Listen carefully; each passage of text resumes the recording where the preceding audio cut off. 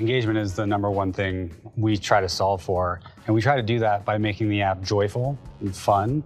And we have a huge swath of really talented designers that enable us to iterate on that product every day and make it 1% better. Creating something like that costs money.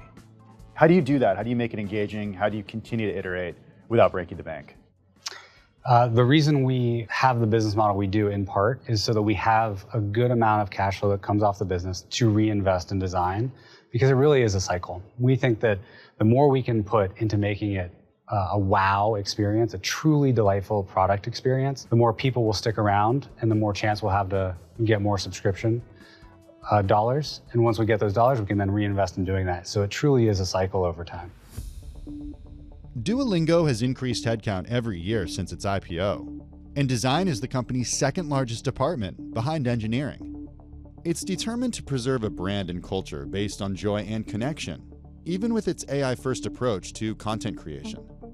We are using AI in ways to create massively more content than we could otherwise create. Humans are still in the loop. We're still making sure that has an excellent quality to it, but we're about to release about 148 new courses that we weren't able to even think about creating if we didn't have AI available. So it essentially lets us keep costs flat and by orders of magnitude increase the content we create. How are you using AI when testing the product right now? We do dog food the lessons a ton internally with our employees, and everyone's expected to use the app and find bugs and do all of that. There are going to be advances in AI that help us to write code better, test that code, these type of things, and we'll implement those over time as well. Do you A/B test with users too, who are outside the company? Oh, for sure. The biggest way we improve the product over time is through our A/B testing methodology, and it's really the core process moat that we have. And what that means is that we are making small changes,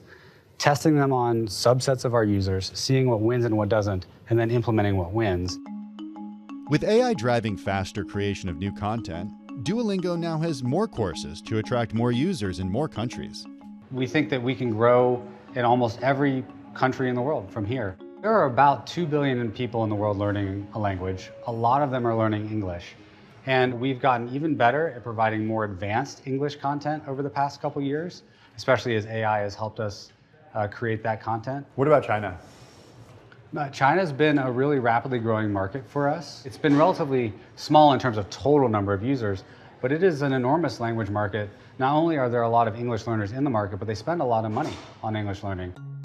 Advanced learners outside the US are more likely to become paid subscribers. But that creates pricing challenges, since AI features like Lily cost more, and users in many countries can't easily afford rates charged to US customers. We try to adjust the price to be more comparable to like a GDP per capita ratio.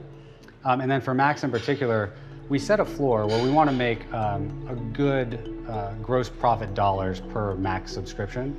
Over time, as the cost of Max comes down, we would expect to have more ability to experiment with the Max price and potentially lower it in regions where that made sense.